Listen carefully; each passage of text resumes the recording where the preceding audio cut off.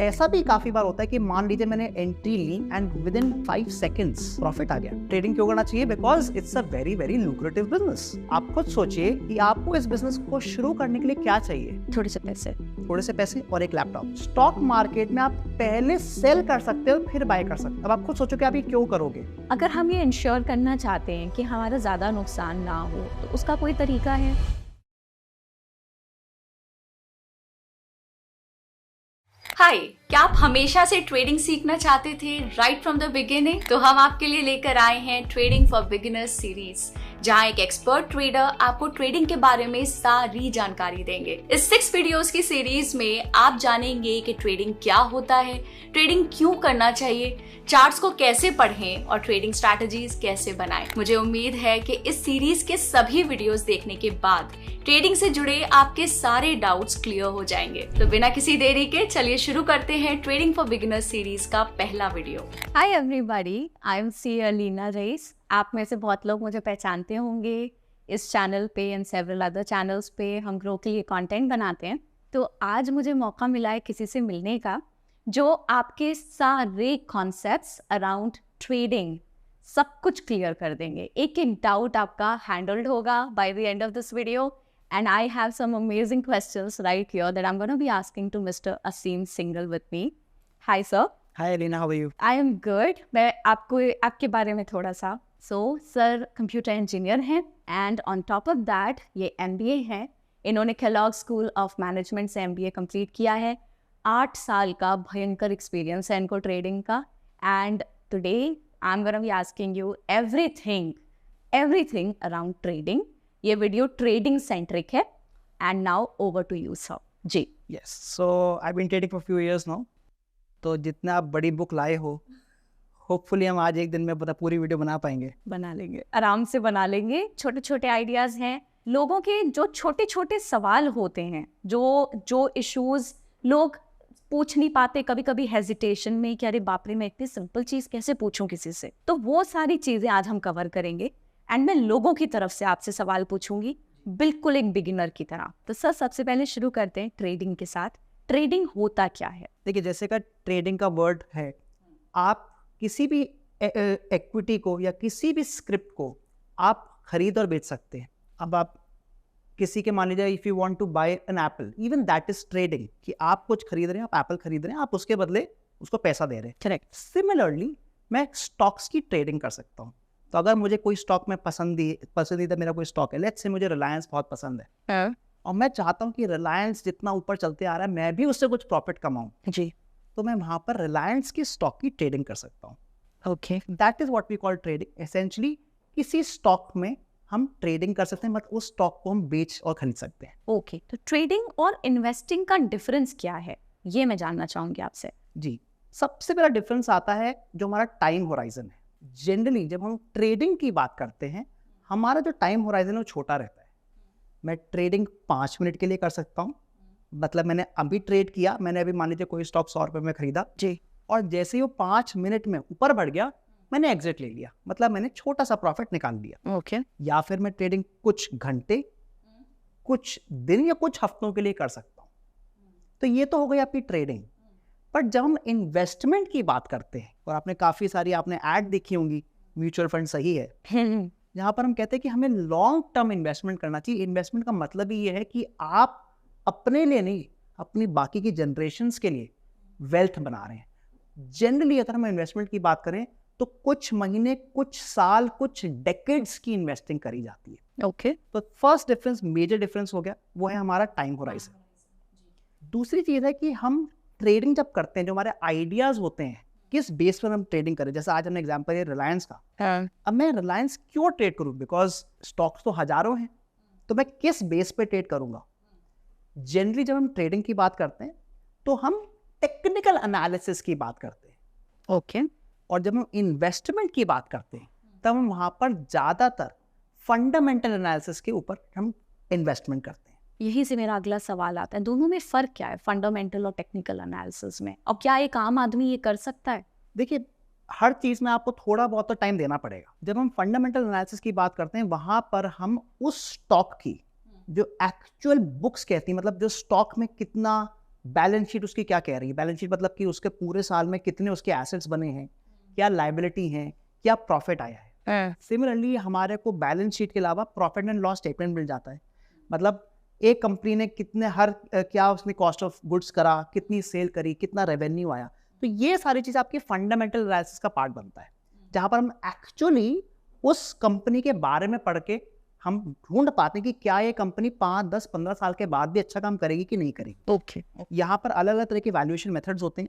I think हम लोग वो आज डिस्कस नहीं करेंगे, but there are lot of valuation methods like free cash flow method या फिर DDM मेथड जिसको बोलते हैं, डिस्काउंटेड डिविडेंड मेथड्स, जिसके बेसिस पर आप ढूंढ सकते हैं कि जो आपका स्टॉक है वो कितना ऊपर जा सकता है। ओके यहाँ पर अब आपने एक चीज नोटिस करी, मैंने स्टॉक प्राइस के बारे में बात भी नहीं करी। मैंने केवल कहा कि मैं उस कंपनी की बैलेंस शीट वगैरह पढ़ रहा हूँ, मतलब जो उसका 500 पन्नों का जो पूरी की पूरी बुक होती है उस कंपनी के बारे में, वो पढ़ के मैं अपना एक आइडिया बना रहा हूँ कि हाँ क्या ये कंपनी ऊपर जाएगी कि नहीं जाएगी। बट एज अ ट्रेडर हम बात करें कि हमारा टाइम होराइजन छोटा है। हाँ, अब मेरे पास इतना टाइम ही नहीं है कि कितना छोटा है? 5 मिनट भी हो सकता है, 1 मिनट भी हो सकता है, आधा घंटा भी हो सकता है, बट एसेंशियली मेरे पास टाइम नहीं है कि मैं जल्दी जल्दी पढ़ूँ कि उस कंपनी में क्या हो रहा है। उस समय मैं केवल और केवल प्राइस जो चल रहा है, जो मार्केट प्राइस चल रहा है, मतलब जिस प्राइस पे ट्रेडिंग हो रही है, मुझे केवल वो देख के अपना एक बायस बना लेना है। बायस मतलब कि क्या मुझे लग रहा है कि मार्केट ऊपर जाएगा कि नीचे जाएगा, और इसको हम ट्रेडिंग बोलते हैं। तो इस प्राइस के बेस पे जब हम ट्रेडिंग करते हैं, इसको हम टेक्निकल एनालिसिस बोलते हैं, अच्छा, दूसरे वाले को फंडामेंटल बोलते हैं। नहीं वाकई में सच में आपने बहुत अच्छे से मेरा भी डाउट क्लियर कर दिया यहाँ पे कि वाकई में, क्योंकि टेक्निकल एनालिसिस नाम में टेक्निकल है, बट देखा जाए तो फंडामेंटल में काम ज़्यादा है। जी जरूर, डेफिनेट। ठीक है, good, thank you very much. यहाँ पे एक चीज़ मैं जानना चाहूँगी आपसे कि ट्रेडिंग कितने प्रकार की होती है, और क्या इंट्राडे ट्रेडिंग और ट्रेडिंग एक ही चीज़ है? क्योंकि लोग इसको अक्सर सिनोनिमस समझते हैं। वो सिनोनिमस इसलिए समझा आता है क्योंकि जनरली स्पीकिंग जब हम ट्रेडिंग करते हैं तो हम इंट्राडे ट्रेडिंग करते हैं। इंट्राडे मतलब intra day and day. Intra जैसे आपने वर्ड आपको बता रहे हैं, इंट्रा मतलब उसी दिन, during during the day.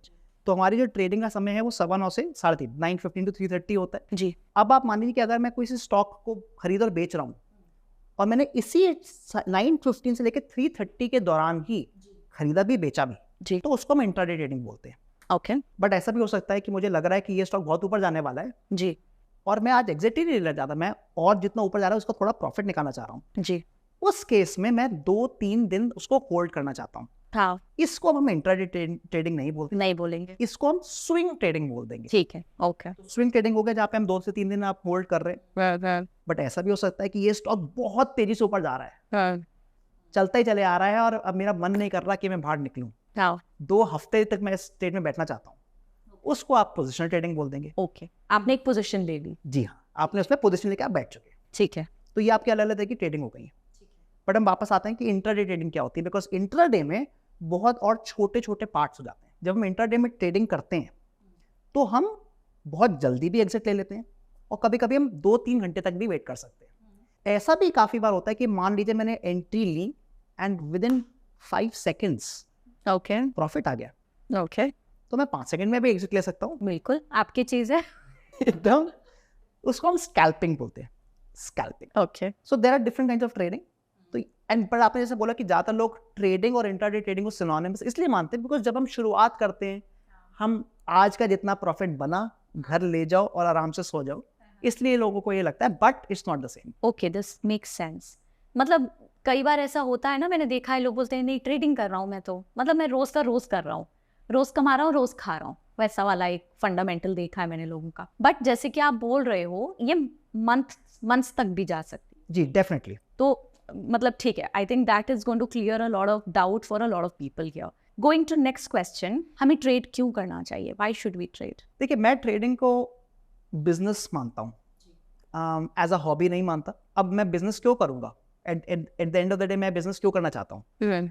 To make profits, right? तो ट्रेडिंग क्यों करना चाहिए? Because it's a very very lucrative business. आप खुद सोचिए कि आपको इस बिजनेस को शुरू करने के लिए क्या चाहिए? थोड़े से पैसे, थोड़े से पैसे और एक लैपटॉप। हाँ। मुझे ना लैंड चाहिए, ना मुझे कोई बिल्डिंग चाहिए, ना मुझे कोई एम्प्लॉय चाहिए, कोई नहीं चाहिए मेरे को। आप अकेले का? मैं अकेले काफ़ी हूँ। तो दैट्स द फर्स्ट थिंग कि क्यों ये इतना lucrative business, and that is why lot of people go into this business. Because it's very easy to come in. I am telling you, एक बंदा जो आज डेफिनेटली इसमें जाने वाला है. बट अब आपको एक दूसरा पार्ट भी इसका देखना है कि अगर ये इतना इजी है तो कुछ ना कुछ तो पंगा होगा. डेफिनेटली जी, तो हम पंगे की बात करते हैं. जी. Because it is so easy, it's not very simple and it's not very simple to make money. In fact मैं यहाँ पर आपको थोड़ा सा बात बताना चाहूंगा. सेबी की अभी बहुत लेटेस्ट रिपोर्ट आई थी, may be about 3 months back. Okay.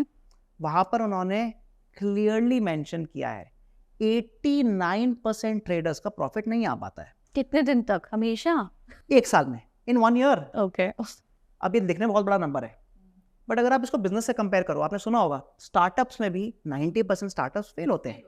तो हमें कोशिश ये करनी, सीखते रहें और बढ़ते रहे आगे. अब मैं आपसे एक सवाल पूछती हूँ, अगर आपको लगता है कि नहीं ये हमको नहीं रखना चाहिए तो हम उसको हटा देंगे, बट फिर भी मैं पूछूंगी क्योंकि ये हमारे रिटन क्वेश्चंस में नहीं है. मैं ये जानना चाहती हूँ, अगर कोई बंदा नया है इस धंधे में तो भाई रिस्क है ऑब्वियसली, उसको कुछ आता नहीं है. किसी भी बिजनेस की तरह स्टार्टिंग में आप सबसे आप नौसिखिए, आप कुछ नहीं पता आपको. कितने पैसों से शुरू करना चाहिए आपके हिसाब से? आपने कितने से शुरू किया था? नहीं, बहुत इंपॉर्टेंट क्वेश्चन आपने पूछा है. एंड मेरे हिसाब से काफ़ी लोगों का ये क्वेश्चन होता है कि मुझे मिनिमम कितना अमाउंट से शुरू करना चाहिए. देखिए, जब आप कितने भी अमाउंट से शुरू कर रहे हैं ना, वो आपके रिस्क पे डिपेंड करेगा. अब इसका मतलब क्या है? अगर आप कह रहे हैं कि मैं 10,000 रुपये तक का रिस्क ले सकता हूँ, ओके. कि ठीक है, अगर मेरे 10,000 रुपये मेरे इस बिजनेस में हो गए, आई हैव नो इश्यूज, मैं कुछ ना कुछ सीख के जा रहा हूँ. करेक्ट. तो आप उस हिसाब से ट्रेडिंग करें कि आप 10,000 से लेकर 20,000 से शुरू करें. अच्छा अच्छा. मैं ये मान के चल रहा हूँ कि अगर आपने 20,000 से शुरू किया तो आप अपना 50% कैपिटल गवा देंगे. ओके. तो आपको पता चल जाएगा कि ठीक है, मेरे को that is the minimum amount जितने से मैं शुरू कर सकता हूँ. तो इट शुड ऑलवेज कम कि आपका खुद का रिस्क टेकिंग एबिलिटी कितनी है. आप हो सकता है कोई 1 लाख रुपए का रिस्क लेना चाह रहा हो, तो you can start with 2 lakh rupees. Because generally speaking अगर आपने 50% का अपना कैपिटल हटा दिया है, आप हरा चुके हैं, तो आप समझ जाइए कि ठीक है, I am doing something wrong, I need to go back to the basics, start learning again and come back again. Correct. पूछ लूं, आपने कितने से शुरू किया था? मैंने फर्स्ट टाइम जब शुरू किया था, I started with 25,000 rupees. Okay, that's very honest. आपने फट से बता दिया, मुझे लग रहा था आप स्केप्टिकल होंगे जवाब देने में. नहीं, बिकॉज मुझे याद है. एंड मैं असल में एक ऑप्शंस ट्रेडर्स, मैंने शुरुआती ऑप्शन से करी थी. Will talk about options later I think. तो मैंने ऑप्शन से शुरुआत करी थी. मैंने कभी भी स्टॉक्स वगैरह ट्रेडिंग नहीं करे थे. एंड मुझे ये तक नहीं पता था कि कितना मार्जिन लगता है. आई थिंक मैंने आपके थोड़े बुक्स के क्वेश्चन देख लिए थे. आई थिंक आपने मार्जिन पूछने वाले हैं मुझसे. सो मुझे ये नहीं पता था कि कितना मार्जिन लगता है टू डू ऑप्शन ट्रेडिंग. मैंने 25,000 से शुरू किया और मैं ट्रेड ही नहीं ले पाया. और फिर मेरे को उसमें 1 लाख रुपए और डालने पड़ गए थे, बिकॉज आपने बढ़ाने पड़ गए थे. बट यार, I started my first check जो मैंने दिया था, बिकॉज उस समय चेक्स चलते थे. चेक चलते थे, तो 25,000 का चेक मैंने काट के स्टार्ट किया था. अच्छा, ओके ओके. ज़्यादातर लोग कैसे शुरू करते हैं, स्टॉक ट्रेडिंग से या ऑप्शंस वगैरह से? No, definitely stocks. मैं किसी को सलाह तक नहीं दूंगा टू स्टार्ट ऑप्शंस. एक्चुअली वही मुझे लग रहा था जब आपने बोला आपने ऑप्शन से शुरू किया, तो मैं डर रही थी ये बोलते हुए कि ज़्यादातर लोग तो I think the other way round जाते हैं. तो ये कैसे हुआ कि आपने, मतलब आपको एक्सपीरियंस था? मेरे को एक्सपीरियंस भी था. मैं पहले एज अ जॉब काम कर चुका था, बट उससे पहले मैंने 1.5 साल before I took my first trade मैंने बहुत पढ़ाई करी थी. तो मैं बहुत रिस्क अवर्स ट्रेडर हूँ. रिस्क अवर्स मतलब मुझे रिस्क पसंद नहीं है. Doesn't go with your profession. Exactly, doesn't go. But I like to be very thorough with my learning first. तो मैंने 1.5 साल तक एक्चुअली पढ़ाई करी थी before I took my first trade. Okay, very interesting. अच्छा है कि हम ऐसे इंसान से बात कर रहे हैं कि जिन्होंने एक अलग रास्ता चुना. And I think you made it, of course you made it. तो okay, let's move on to the next question, which is asset classes क्या होते हैं एक बिगिनर के लिए, जिस भाषा में बताना चाहिए आप वैसे बताओ. तो जैसे अभी हमने बात करी, अभी हमने 2 एसेट क्लासेस की ऑलरेडी बात कर ली है. इक्विटी, जो कि हम स्टॉक्स होते हैं, and the second one are option, जैसे मैंने अभी वर्ड बोला, जिनको हम डेरिवेटिव्स बोलते हैं. सो एक आपकी एसेट क्लास हो गई इक्विटीज जी. द सेकंड एसेट क्लास जिसको हम डेरिवेटिव बोलते हैं, जिसके अंदर फ्यूचर्स एंड ऑप्शंस दोनों आता है. देन वी हैव करेंसी, जिसमें आप करेंसी भी ट्रेड कर सकते हैं. लेट्स से USD INR, इससे कि आप करेंसीज को ट्रेड कर सकते हैं. फिर आपका होता है MCX कमोडिटीज, आप गोल्ड में ट्रेडिंग कर सकते हैं, आप सिल्वर में ट्रेडिंग कर सकते हैं, आप क्रूड ऑयल में ट्रेडिंग कर सकते हैं। तो अलग अलग एसेट क्लास होती हैं। इसके अलावा ये तो एसेट क्लास होगा जो जनरली लोग ट्रेड करते हैं, जो मतलब आप और मैं एज रिटेल ट्रेडर्स हम कर सकते हैं। इसके अलावा कुछ एसेट क्लास है जो हम लोग जनरली ट्रेड नहीं कर सकते, बिकॉज वो ओवर द काउंटर ट्रेडिंग होती है, वो ऑनलाइन करना बड़ा टफ होता है। जैसे कि bonds, okay, right, so CDS, certificate of deposit, ये थोड़ा मतलब this is not very normal जो मैं आपको एग्जांपल दे रहा हूं, बिकॉज हम ये ऑनलाइन कर ही नहीं सकते, so not many people do this.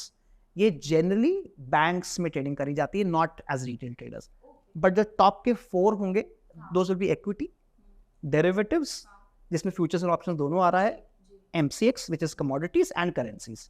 Perfect, ठीक है, okay. Now interesting important question, broker क्या होता है? क्या ब्रोकर सिर्फ एक इंसान हो सकता है? ब्रोकर पहले तो शायद एक केवल इंसान ही होते थे, बट अब चेंज हो चुका है पूरी दुनिया।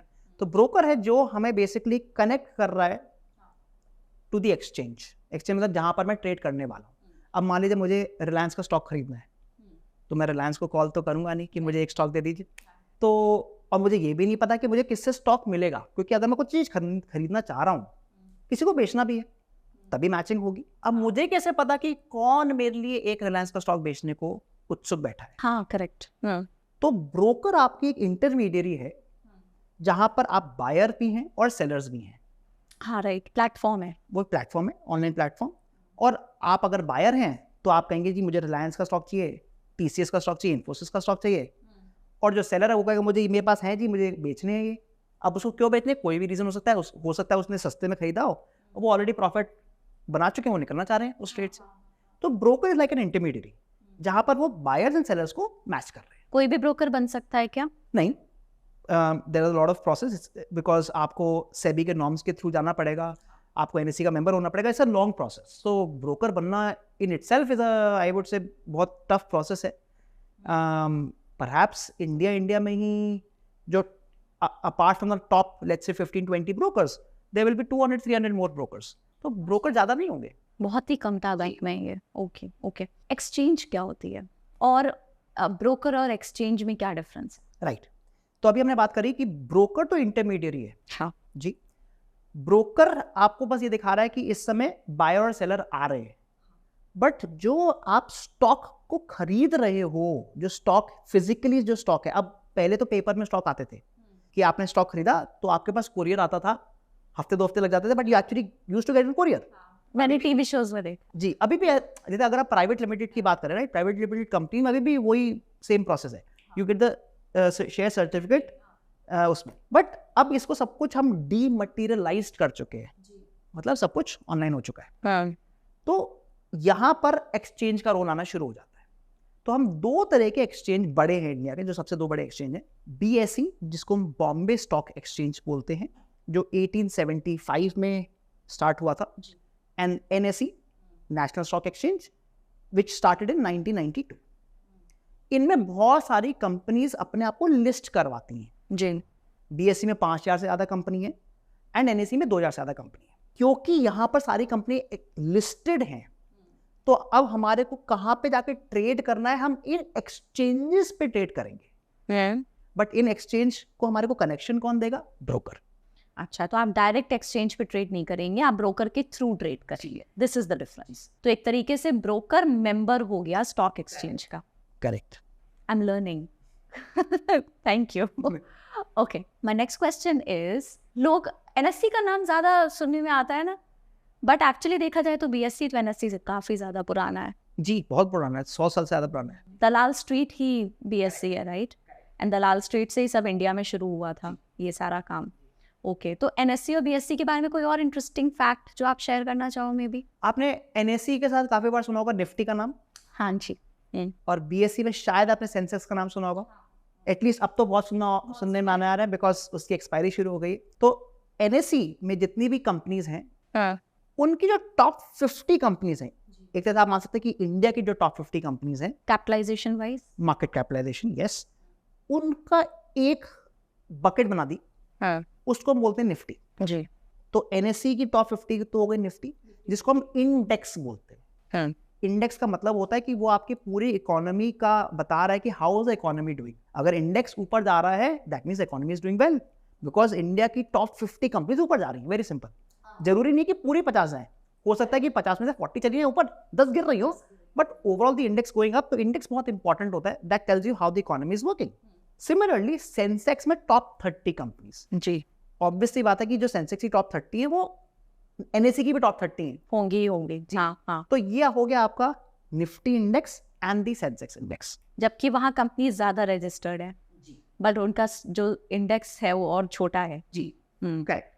NSE somehow has become the more popular index to trade with, तो इसलिए इंडेक्स के पॉइंट ऑफ व्यू से अगर हम बात करें और एक्सचेंज के पॉइंट ऑफ व्यू से बात करें तो NSE में ज़्यादा ट्रेडिंग करी जाती है। तो हम लोग जब भी हम आप आगे भी बात करेंगे तो आप जो देखेंगे most of the trading actually happens on the NSE stock exchange, not on the BSE stock exchange. जबकि मेरे पास मान लीजिए रिलायंस मेरे पास NSE में भी है, BSE में भी है, but more often and not मैं NSE में आके ट्रेड करूँगा, BSE पे ट्रेड नहीं करूँगा। आपका भी हाथ उधर ही जाता है डिफॉल्ट? मेरा ही नहीं, शायद अगर मेरे 100 लोग हैं तो सारे के 100 लोग NSE में जाएंगे। आप मुझे बताइए, बेयर मार्केट बुल मार्केट का नाम बहुत आता है और बड़े अच्छे अच्छे सिंबल्स बने होते हैं, राइट? ये क्या होता है एग्जैक्टली और लॉन्ग और शॉर्ट पोजीशन क्या होती है? आपने कभी भी बुल को जब देखा है, एक्चुअल बुल जो होता है वो कैसे प्रहार करता है, हाउ डज इट अटैक? ऐसे ऊपर से, क्योंकि बुल हैज द हॉर्न्स, तो ऐसे अटैक करता है, right, on the upside. Bear कैसे अटैक करता है? बेयर बहुत हैवी एनिमल है, नीचे दबाता है वो, correct? So that I am not, मैं आपको यहाँ पे कुछ नहीं मैं समझ, आपको क्या समझा जा रहा हूँ, when it's a bullish market तब बुल की तरह मार्केट ऊपर जाता है, when it's a bearish market bear की तरह मार्केट नीचे गिर रहा है। तो अगर मार्केट या कोई स्टॉक ऊपर जा रहा है उसको हम बुलिश मार्केट बोलते हैं, और अगर वो नीचे गिर रहा है तो उसको हम बेयरिश मार्केट बोलते हैं। ये तो हो गया हमारा डायरेक्शन। बट आप क्या ट्रेड लेना चाहते हैं? ओके, अब जो मैं बाय करना चाहता हूँ या फिर मैं जो सेल करना चाहता हूँ, हम या तो ये बोल सकते हैं, बट ये बहुत ओल्ड स्कूल हो गया है, अब बोरिंग हो गया। हाँ, तो इसके अलावा अब जो नए वर्ड्स शुरू करे गए वो है I want to go long. Oh, so I want to go long means मैं बाय करना चाहता हूँ, and I want to go short means मैं सेल करना चाहता हूँ। निकलना चाहता हूँ। नहीं, यहाँ पर एक बहुत इंपॉर्टेंट क्वेश्चन आता है। ओके, शॉर्ट का मतलब ये जरूरी नहीं है कि मैंने पहले बाय किया और फिर मैं सेल कर रहा हूँ। ओह, स्टॉक मार्केट में आप पहले सेल कर सकते हो फिर बाय कर सकते हैं। अब आप खुद सोचो कि आप ये क्यों करोगे। मैं आपको छोटा सा एग्जांपल देता हूँ। मान लीजिए आपको लग रहा है कि कोई स्टॉक गिरने वाला है, हाँ, उसका प्राइस कम होने वाला है, मैं उसमें से कैसे प्रॉफिट कमा सकता हूँ? अगर मैं उसको हाई प्राइस पे सेल कर दूं और बाद में जब वो गिर जाए तब खरीद के बेच, तो खरीद लूं, ठीक है, बेचा तो पहले ही हुआ है, बाय कर लूं, तो गिरते मार्केट में भी मैंने प्रॉफिट कमा लिया। हाँ, इसको हम बोलते हैं शॉर्ट सेलिंग। शॉर्ट सेलिंग, तो इसको भी हम गोइंग शॉर्ट बोल सकते हैं। ओके, तो going long is buying, that's it, but does not really mean कि मैं हमेशा फर्स्ट वो कर रहा हूँ। Generally speaking yes, going long is taking the buying entry, going short is taking the short entry. Generally going short actually means going short sell. इसको हम short sell मतलब मैंने पहले सेल किया और मैं बाद में एग्जिट लेने वाला हूँ। इंटरेस्टिंग। और भी कोई नाम है क्या इसका? लॉन्ग, शॉर्ट, और भी किसी तरीके से इसको? देखो, मैं आपको वर्ड्स तो बहुत सारे दे दूंगा, फिर आपको हेजिंग और ये सब भी मजे आएंगे, बट आई थिंक वो हमारे बाकी बात के सेशंस में आएगा। ओके, मैं एक चीज और क्लैरिटी के लिए यहाँ पे ये पूछना चाहती हूँ, क्योंकि किसी के मन में ये सवाल आ सकता है कि जो चीज मेरे पास है नहीं, मैं उसको बेच कैसे रही हूँ? आप कह रहे हो ना हम यहाँ पे सेल पहले कर सकते हैं, ये कैसे हो रहा है? चलिए, मान लीजिए कि आपको लग रहा है कि रिलायंस का स्टॉक ऊपर जाएगा, ठीक है, अभी रिलायंस का प्राइस चल रहा है 2500, 2500 इज द प्राइस, और मुझे लग रहा है कि नीचे जाएगा, ठीक है। आप और मैं मिलते हैं, आप कहते हो असीम चलो मैं आपसे एक बेट करती हूँ, मेरे हिसाब से रिलायंस ऊपर जाएगा, मेरे को तो बहुत अच्छा मिल गया, मैं तो कह रहा हूँ कि यहाँ नीचे गिरेगा, तो आपकी हमारी बेट लग गई। ओके, आपने कहा, आपने बाय किया रिलायंस क्योंकि आपको लग रहा है ऊपर जाएगा, और मैंने शॉर्ट सेल किया बिकॉज मुझे लग रहा है नीचे गिरेगा। अब दो चीजें हो सकती हैं, अगर तो ये ऊपर जाता है तो आपको प्रॉफिट हो जाएगा, जो कि मेरी बात सही हो, क्योंकि आपकी बात सही हुई और मेरे को लॉस हो गया, करेक्ट। बट अगर ये नीचे गिरता है, हाँ, अब जब मैंने शॉर्ट सेल किया, क्या उस समय मेरे पास रिलायंस था? नहीं, मेरे पास रिलायंस नहीं था, मैंने तो केवल बेट ले ली थी आपसे, मैंने सेल कर दिया था, शर्त लगा ली थी जी। अब अगर ये नीचे गिर जाता है 2500 से, आ जाता है 2400 पे जी, और इंट्राडे हमने ट्रेड लिया, तो हमें ये पता है कि 3:30 बजे हम एग्जिट कर लेंगे। अब आपको एग्जिट भी करना पड़ेगा, तो तो आपने जो 2500 रुपीज की जो आपने बाइंग करी थी वो 2400 पे आ गया, 100 रुपए का फर्क, तो आपको कितना लॉस हुआ? 100 रुपए।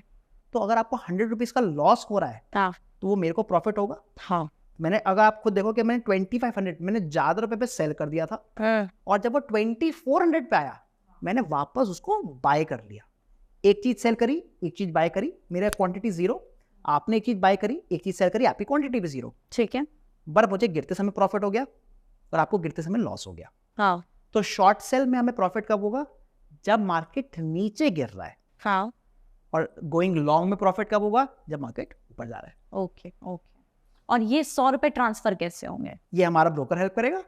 ओके ठीक है। तो you don't need to have it in your account, मतलब you don't need to have actual stocks in your account, सिर्फ बेटिंग के बेसिस पर भी ट्रांजैक्शन हो जाएगा। राइट। तो ये 100 रुपए जो हैं ये कैसे आएंगे अकाउंट में? आपके पास प्रोडक्ट है नहीं यहाँ पे, मतलब स्टॉक है नहीं, मगर आपको मालूम है कि एग्जैक्टली कितने का नुकसान आपको हुआ है, तो वो 100 रुपए मेरे पास कैसे आएंगे? हाँ, जब हम अपने ब्रोकर पे ट्रेड कर रहे हैं, with in the day stock की मूवमेंट नहीं होती है, वो मूवमेंट नहीं होती है, केवल मार्जिन के बेस पर हमारे को वो टेम्पररी स्टॉक मिल जाता है। तो आपको टेम्पररी स्टॉक मिल गया, मैंने टेम्पररी स्टॉक बेच दिया, और क्योंकि इंट्राडे में ट्रेड लिया है, शाम को 3:30 बजे वो टेम्पररी स्टॉक मेरा खत्म हो जाएगा और आपको वापस मिल जाएगा। ओके। तो ये तो हो गई अगर हम स्टॉक की बात कर रहे हैं। इसलिए बहुत इंपॉर्टेंट है समझना कि जब हम शॉर्ट सेल करते हैं, हाँ अगर हम स्टॉक्स में कर रहे हैं तब तो हम इंट्राडे कर सकते हैं, बिकॉज मेरे को टेम्पररी स्टॉक मिल रहा है, टेम्पररी स्टॉक जा रहा है। बट अब मुझे लग रहा है कि कल रिलायंस गिरने वाला है और मैं इसमें से प्रॉफिट निकालना चाह रहा हूँ। अब मुझे ये तो पता है कि मुझे शॉर्ट सेल करना है, क्योंकि अगर गिरेगा तो मुझे शॉर्ट सेल से प्रॉफिट आएगा। बट मैं टेम्पररी तो नहीं कर सकता, क्योंकि हो सकता है कि मैंने आज सेल कर दिया और कल मैं खो गया, तो मेरे को कहाँ ढूंढते रहेगा ब्रोकर। तो इसलिए आप स्टॉक्स में पोजिशनली आप शॉर्ट सेल नहीं कर सकते। Okay. But there has to be a method कि हम प्रॉफिट निकाल पाए। वहां पर हमारे को डेरिवेटिव्स, जो हमने अपना दूसरा एसेट क्लास यूज करी थी, डेरिवेटिव्स में आप पोजिशनली भी शॉर्ट सेल कर सकते हैं। Okay okay. And by derivatives you mean futures and option? जी हाँ। तो आप अभी उसके डिटेल में शायद नहीं जाना चाहते, फ्यूचर नहीं। नेक्स्ट क्वेश्चन है, मार्जिन क्या होता है? मार्जिन का मतलब होता है कि मेरे अकाउंट में कितना पैसा होना चाहिए ताकि मैं किसी भी स्टॉक को खरीद या बेच सकूं। तो मेरे हिसाब से उसको थोड़ा इजी समझा पाऊंगा ऑन द लैपटॉप में, आपको एक एक्चुअल एग्जांपल दिखा पाऊंगा। So let's see on the laptop. तो लीना, मैं आपको यहाँ पे कुछ एग्जांपल दिखाऊंगा। We'll talk about margin first. यहाँ पर मैं आपको रिलायंस का स्टॉक दिखा रहा हूँ। जैसे आप देख सकते हैं यहाँ पे आपको प्राइस दिख रहा है, लाइव मार्केट चल रहा है इस समय, and the price is 2346। Right. But अगर मुझे लग रहा है कि यहाँ से रिलायंस ऊपर जाने वाला है जी, मैं खरीदना चाहता हूँ, बट खरीदने के लिए पैसे चाहिए, हाँ, उसको हम मार्जिन बोलते हैं। ओके। तो अब मेरे को मान लीजिए इसको बाय करना है स्टॉक को, तो मैं यहाँ पर ऑब्वियसली बी दबा दूंगा, B for buy, S for cell.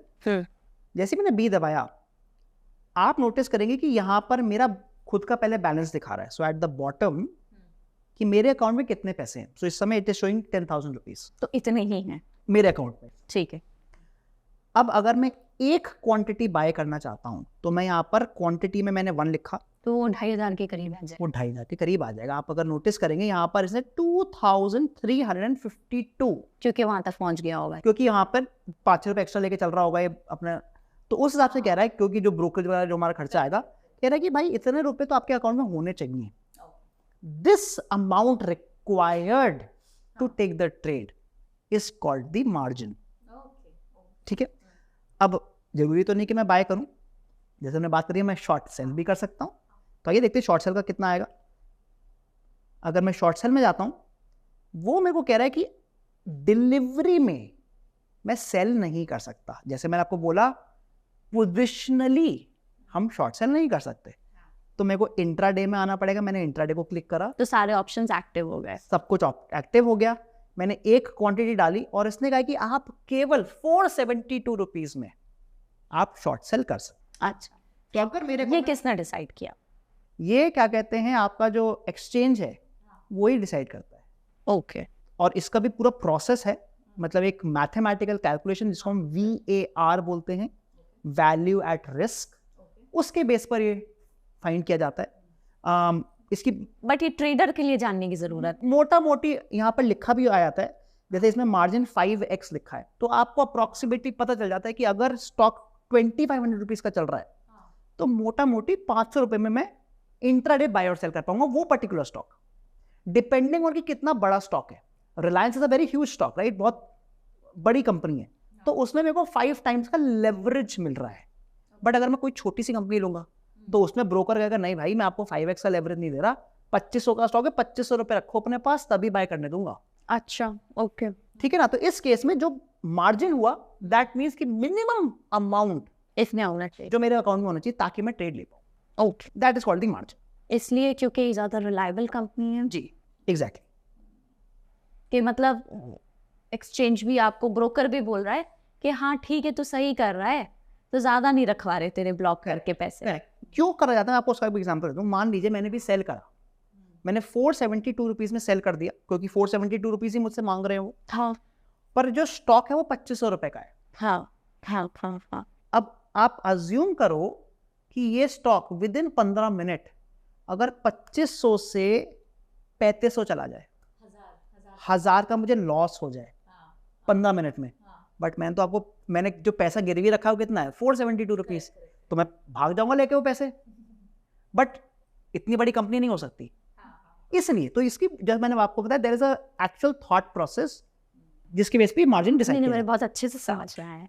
मतलब सिंपल सी बात है, जितनी रिलायबल, जितनी बड़ी कंपनी है, जितनी पुरानी कंपनी है, उतना ज़्यादा आपको लेवरेज मिलेगा। एग्जैक्टली। तो 5x से ज़्यादा तो मुझे लगता कुछ हो भी नहीं सकता, क्योंकि रिलायंस से बड़ा कौन होगा यहाँ पे। पहले एक्चुअली ज़्यादा मिलता था, अब क्या कहते हैं नॉर्म्स को थोड़ा चेंज किया गया। पहले 5 क्या 10 15 20x तक मिलता था, but now I think you are right 5x ज़्यादा शायद किसी कंपनी में नहीं। क्योंकि Reliance one of the most dependable companies of a country है, राइट। ओके, ये I learn something new. Okay, समझ गई।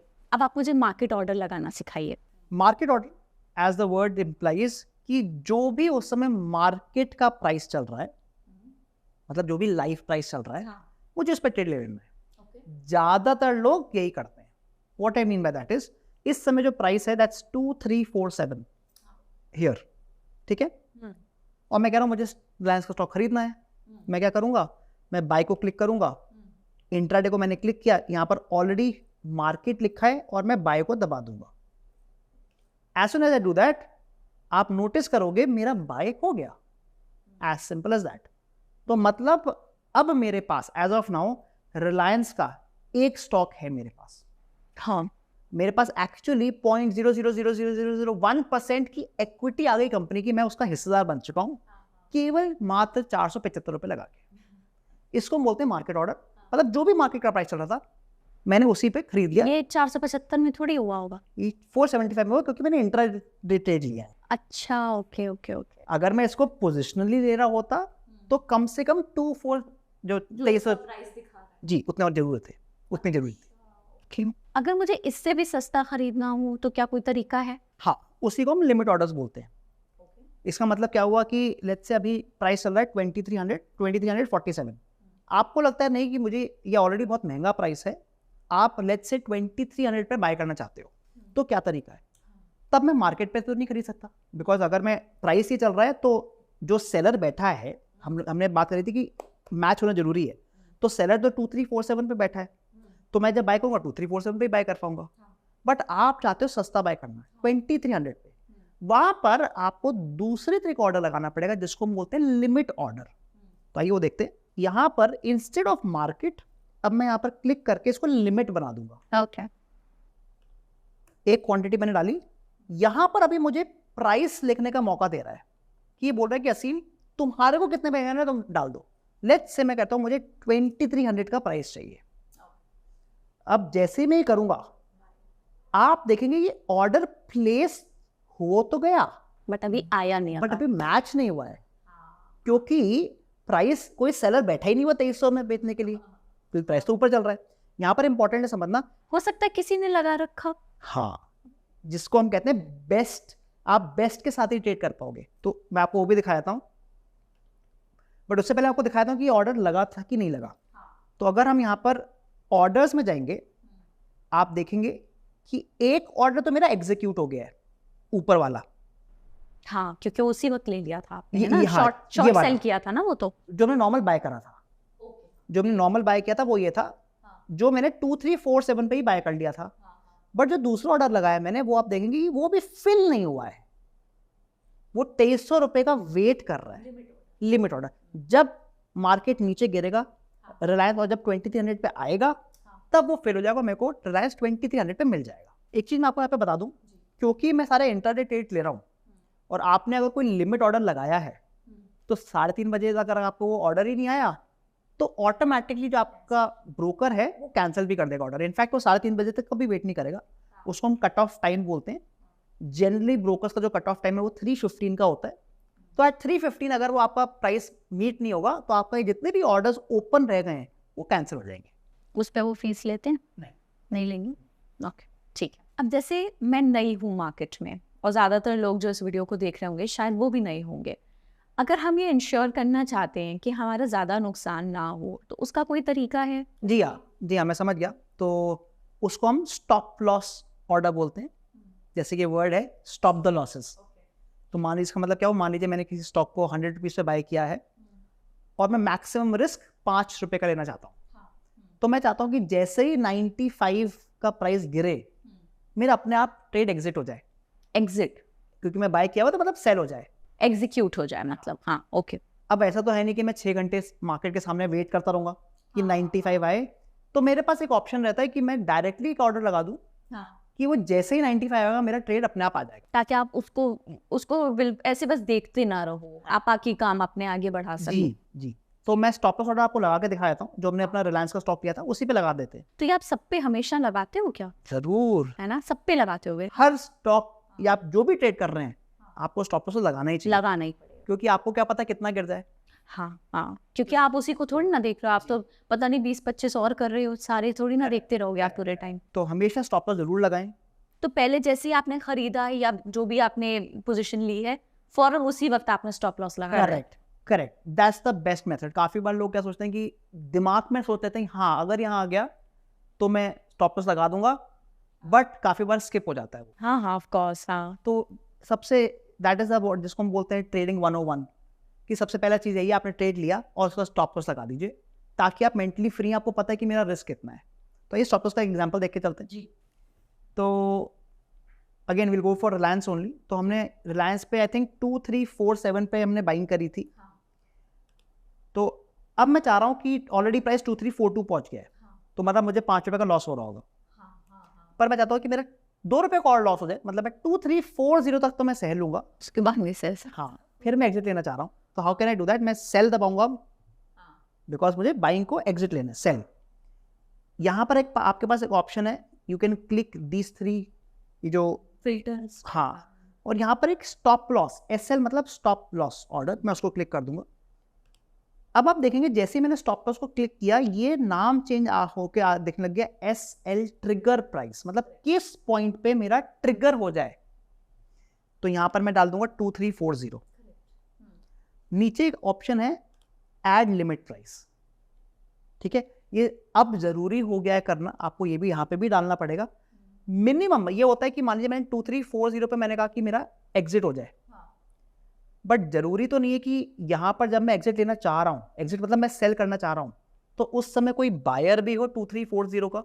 हाँ। जी, हमने हमेशा कहा है कि हमारा ट्रेड कब लगेगा? जब दोनों पार्टी होंगी, एक बायर और एक सेलर, मतलब सेम प्राइस होगा। अगर 2340 पे मैं तो सेल करना चाह रहा हूं, कोई है नहीं लेता, तो मैं अपने आप को थोड़ा बफर दे सकता हूं। मैं कहता हूं कि 2340 से लेके 2339, मतलब इसके बीच में कहीं भी होए मेरा एग्जिट हो जाए। हाँ, तो मैंने अपने आप को 1 रुपये का बफर दे दिया, तो आप ये बफर दे सकते हैं। So we can put that, और अब एक क्वांटिटी ऐड कर देते हैं हम अपनी, एंड आप देखेंगे हमारा ऑर्डर प्लेस हो गया। अब हम आराम से बातें कर सकते हैं, बिकॉज अगर ये प्राइस नीचे गिरेगा तो अपने आप एग्जीक्यूट हो जाएगा। करेक्ट, ठीक, मेक सेंस। नेक्स्ट मैं जानना चाहती हूँ टारगेट के बारे में। टारगेट क्या होता है, और मतलब जो भी एक मिनिमम चीज एक नए बंदे को पता होनी चाहिए। इसी को उल्टा हो गया, आपने अपना रिस्क तो मिनिमाइज कर लिया, आपने कहा कि मेरा 2340 आए तो मैं एग्जिट ले लूँ, बट अब आपको अपना ऊपर भी देखना होगा कि हम कितना प्रॉफिट लेके हम एग्जिट कर जाए। बिकॉज ऐसा तो है नहीं कि रिलायंस ऊपर चलते ही चले जाएगा, हो सकता है कि 10 पॉइंट ऊपर जाए और फिर वहां से पूरा नीचे गिर जाए। तो हम लोग एक टारगेट लेवल सेट कर सकते हैं कि यहां पर अगर जाए प्राइस तो मेरा एग्जिट हो जाए, that is called the target. ठीक, तो जैसे भी हमने स्टॉप लॉस लगाया था ऐसे हम टारगेट लगा सकते हैं। ठीक है। तो आइए टारगेट लगा के देख लेते हैं। अगेन हमें वहाँ पे सेल करना है, तो हम यहाँ पे सेल को फिर से दबाएंगे। अब हम यहाँ पे क्या डालेंगे कि हम यहाँ पर लिमिट प्राइस डालेंगे, क्योंकि मेरे को इस लिमिट पे सेल करना है। ओके, इस लिमिट पे सेल करना है। तो मान लीजिए मैंने डाला 2350, ठीक है, कि अगर 2350 आता है एग्जिट हो जाए। तो हमेशा ध्यान रखिए जब भी हम स्टॉप लॉस ऑर्डर लगाते हैं उसमें हमें डालना होता है स्टॉप लॉस ट्रिगर, बट जब हम टारगेट लगाएंगे हमें लिमिट प्राइस डालना पड़ा, क्योंकि उस लिमिट पे जब आएगा मेरे को एग्जिट मिल जाए। मैं यहाँ पे सेल दबा दूंगा जी, one quantity. Again with one but quantity. इसके लिए हमारे पास पहले कुछ होना चाहिए ना, खाते में शेयर होना चाहिए ना। Not necessarily. अगर आप इसको फ्रॉम अ सेलिंग पर्सपेक्टिव देखें तो एक तरीके से मैं यहाँ पे शॉर्ट सेल भी कर रहा हूँ। आपको अगर याद हो हमने शॉर्ट सेल की बात करी थी। अभी मैं जो टारगेट लगा रहा हूँ मैं अपने ओरिजिनल ऑर्डर को एग्जिट करने के लिए लगा रहा हूँ। बट अब हम दूसरी बात करते हैं कि मान लीजिए मेरे पास मैंने पहला ट्रेड लगाया ही नहीं, मैंने बाइंग करी ही नहीं, है ही नहीं आपके पास शेयर। हाँ, पर मैं कह रहा हूँ कि जैसे ये 2350 सेल हो जाए, क्यों मुझे लग रहा है कि वहां से मार्केट नीचे गिरेगा, तो मैं अब शॉर्ट सेलिंग का भी ट्रेड लगा सकता हूँ using the same parameters. Okay, उसका कुछ प्रोसेस अलग है या सेम? ये सेम प्रोसेस है। ओके, प्रोसेस सेम है। अगर आपने पहले से बाय किया हुआ है तो आपका वो ट्रेड एग्जिट कर जाएगा। अगर आपने बाय नहीं किया हुआ तो आपका वो नई पोजीशन बन जाएगी जो कि शॉर्ट सेलिंग पोजीशन होगी, नीचे की पोजीशन होगी। Got it, got, opposite position होगी जी। ओके, अब आप मुझे बिड आस्क के बारे में बताइए। ठीक है, बिड आस्क की हम बात करते हैं। आइए वो भी यहीं दिख जाएगा। बिड आस्क का मतलब होता है कि इस समय जैसे आपने बात करी थी, जब मैंने बोला 2340 को, जहाँ पे हमने एग्जांपल लिया था कि हमारे को इस लेवल पे कोई बायर या सेलर मिलेगा कि नहीं, वो हमें कैसे पता चलता है कि बायर या सेलर बैठा है कि नहीं? Using the bid and ask. अगर आप यहाँ पे देखें, मैं यहाँ पे डेप्थ को क्लिक कर रहा हूँ। जैसे मैं डेप्थ को क्लिक करूंगा आपको यहाँ पे bid price and ask price दिख जाएगा। Got it. Current market price जो चल रहा है वो है 2340.5। अब इस समय जब ये तो करंट मार्केट प्राइस है जो चल रहा है, उसके अलावा काफी लोगों ने ऑलरेडी बिड लगाई हुई है, मतलब उसने लिमिट ऑर्डर लगाए हुए हैं। अच्छा, कि अगर ये 2340 पे है तो मैं बाय कर लूंगा, अगर ये 2340.15 पे बाय कर लूंगा, मतलब उन्होंने थोड़ा सस्ता बाय करने के लिए लगाया हुआ है। तो ये उनकी बिड्स हो गई। जो भी हाईएस्ट बिडर होता है, जिसकी सबसे ज्यादा बिड होती है, उसको चले जाता है, उसको चले जाएगा, क्योंकि वो ऑक्शन में वो जीत गया, तो उसका नाम सबसे ऊपर आएगा। तो आप हमेशा देखेंगे बिड में सबसे महंगा दिखेगा, क्योंकि वो सबसे ज्यादा पैसे देने को तैयार है। On the other hand ask होता है फ्रॉम द सेलर पर्सपेक्टिव, कि मैं इसको कितने पे सेल करना चाहता हूँ। सेलर्स में जो सबसे सस्ता सेल कर रहा होगा वो सबसे ऊपर दिखेगा, क्योंकि वो जा रहा है ठीक है यार, कम प्रॉफिट है बट मैं निकलूं। तो आप नोटिस करेंगे सेलर्स के पर्सपेक्टिव में ask price is the lowest at the top, right, and buyers के पर्सपेक्टिव में bid price is the highest at the top, क्योंकि वहीं पे मैचिंग हो रही है, वहीं पे मैचिंग हो रही है। इसलिए सबसे ज्यादा जो महंगा बेचेगा, सबसे सस्ता जो जो सबसे महंगा खरीदेगा और जो सबसे सस्ता बेचेगा, उनकी मैचिंग हो जाए। करेक्ट करेक्ट, ठीक है, समझ आ गया पूरा। स्प्रेड क्या होता है? इसी के डिफरेंस को स्प्रेड बोल देते हैं। जरूरी तो नहीं है कि बिड और आस्क मैच कर जाए। हो सकता है कि मेरा बेस्ट बिड है 100 रुपीज 20 पैसा पे मैं बाय करना चाहता हूँ, आपकी बेस्ट आस्क है आप 100 रुपीज 50 पैसा पे सेल करना चाहते हैं। अभी भी हम दोनों के बीच में 30 पैसा का गैप दिख रहा है, तो ट्रेड तो नहीं लग पा रहा, नहीं लग पा रहा, क्योंकि मैं कह रहा हूँ मुझे 100 रुपीज 20 पैसे में खरीदना, आप अलग प्राइस दे रहे हो। तो ये जो डिफरेंस है इसको हम बोलते हैं स्प्रेड, जो कि 30 पैसा हो गया इस एग्जाम्पल में।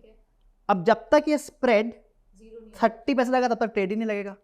हो सकता है कि यहां से कोई और आ जाए और वो आपसे भी अच्छी आस्क कर ले, या फिर आप अपनी आस्क को कम कर लो, तो ये ट्रेड मैच हो जाएगा।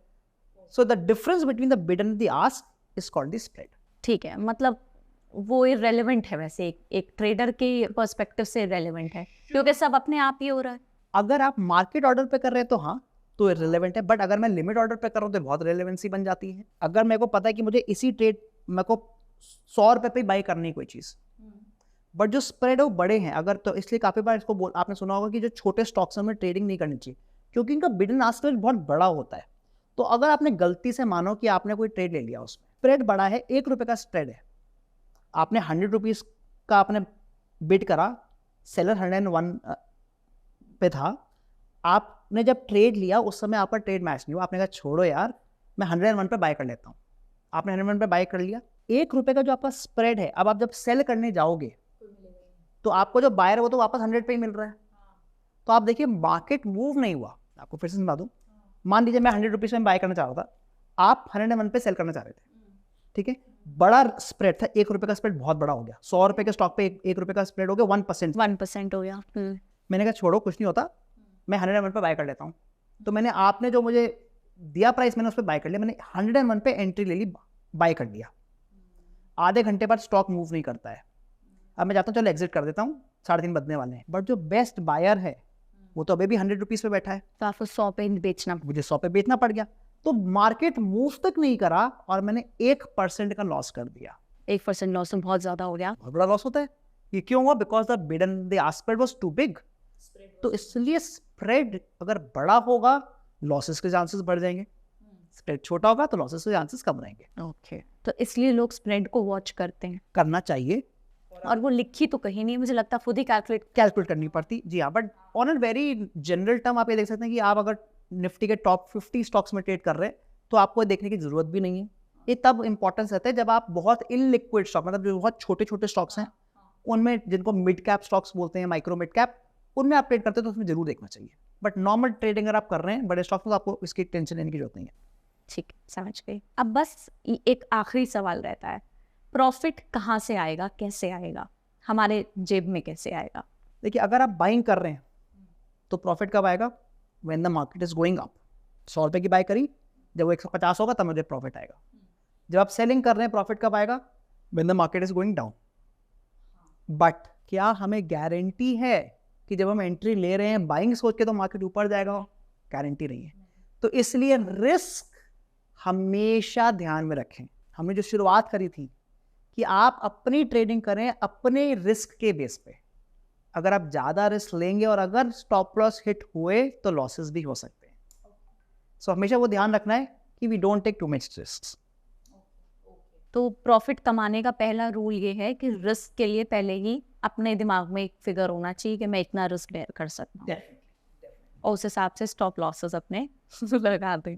ठीक है, और कोई तरीका जो प्रॉफिट कमाने में मदद कर सकता हो? अलग अलग डाइवर्सिफिकेशन करिए, अलग अलग स्टॉक्स में ट्रेडिंग करिए, अलग अलग टाइम फ्रेम्स को ट्रेड करिए, थोड़ा बहुत इंट्राडे ट्रेडिंग करिए, थोड़ा बहुत पोजिशनल ट्रेडिंग करिए। मतलब जो हमें डाइवर्सिफिकेशन की बात करते हैं, जो इन्वेस्टमेंट का डाइवर्सिफिकेशन है, वही सेम कॉन्सेप्ट आप ट्रेडिंग में लाइए, ताकि मान लीजिए एक स्टॉक में लॉस भी हो गया तो बाकी स्टॉक प्रॉफिट दे जाए। वेरी नाइस, ओके, ठीक है, थैंक यू वेरी मच। बहुत बहुत अच्छा क्लास था ये, seriously I learned a lot and I'm sure a lot of people must have learned a lot from this video. Thank you very very much. आप अगर कुछ लास्ट में कुछ बोलना चाहें तो प्लीज गो अहेड। तो अरीना, आपकी जो बुक थी बहुत इंपॉर्टेंट थी। आई थिंक आपने काफ़ी लोगों से बातचीत करने के बाद इतने क्वेश्चन लाए थे आप, तो आज हमने एकदम बेसिक्स के बारे में बात कर ली है।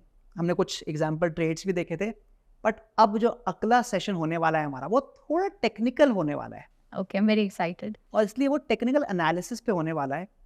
मैं आपको बहुत सारे चार्ट्स दिखाऊंगा, अलग अलग तरह के चार्ट्स दिखाऊंगा, अलग अलग तरह के मैं आपको कैंडलस्टिक पैटर्न्स दिखाऊंगा।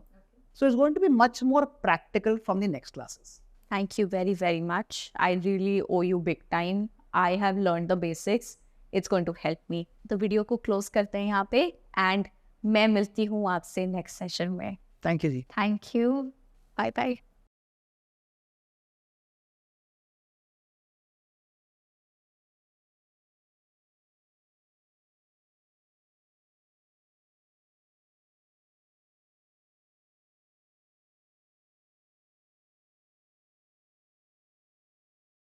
Investment in securities market are subject to market risks. Read all the related documents carefully before investing. Please read the risk disclosure documents carefully before investing in equity shares, derivatives, mutual fund, and or other instruments traded on the stock exchanges.